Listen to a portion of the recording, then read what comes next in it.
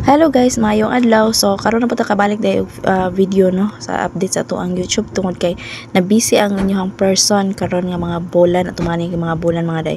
So mao day ni update sa San Juanico Bridge. So kadto maadto og Manila, so nga diri mo agi San Juanico, so di na mo diri makaagi mga day kun dili mga gagmay mga four wheels inyong sakyan. So ingon ani na sistema di San Juanico mga day.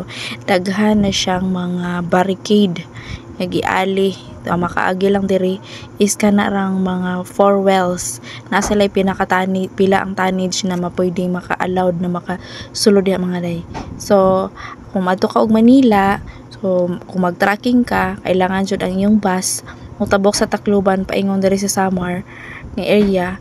So nana siya magbarko na sabsakay na pod og laing barge ang inyong bus. Dili na makaagi diri sa San Juanico Bridge kay ila pang gi-repair mga day.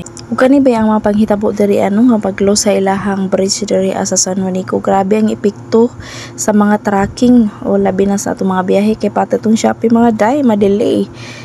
Naara tumikan sa close sa San Juanico Bridge. So ingon ana jud ang dako sa epekto sa kaning tulay nga maklos tungod kay wala mo siya lain nga connecting nga land trip gikan sa Visayas no, sa Visayas ng area bulag-bulag man siya. So madako naman gud pod ang expenses kung mag trip to lain na pod kay naa mo po lain nga bayaron kung magsakay ka og mga roro. Pero diri napita ba kay naglibog ug asa man napita nag-repair bitaw.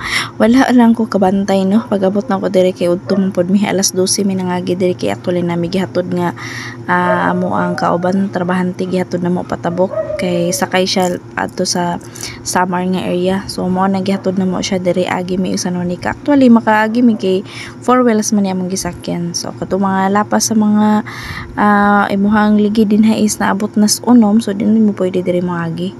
So mao ni ang San Juanico pinakakaraan nga bridge diri as Visayas mga day, ang San Juanico Bridge. So sa una libro na ko ni siya makita pero karon ako na ning giagi-agian.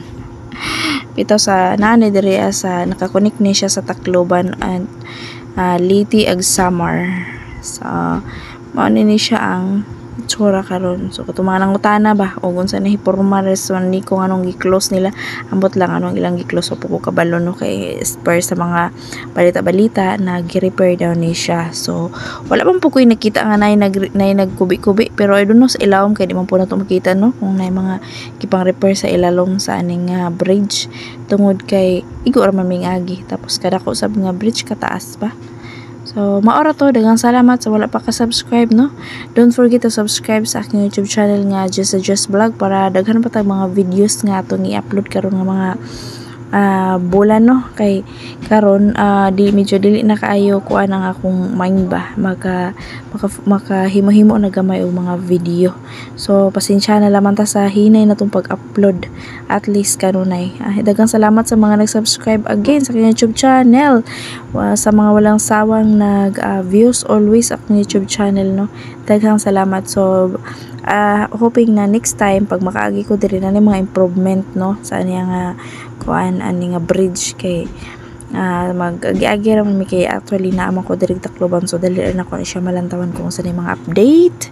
So maura to. Daghang salamat. Huwag niyong kalimutan again pag-subscribe sa YouTube channel. Again dai no og katuding mag-commute nga gikan ka og Tacloban lang maadto ka og Samar, pwede di ka diri moagi naman sila mga agi na sila mga free sakay ba nga sakyanan paingon diri sa tabok ra ning bridge. So pag abot nimo to sa pinakatumoy na siya dito yung nagparking nga mga bus, so adto paingon og Samar, Eastern Samar. So adto na kadto mo sakay, so free sakay lang ni siya gikan diri sa pinaka una kung gikan ka sa kuan sa Tacloban or gikan ka dito sa Pikas.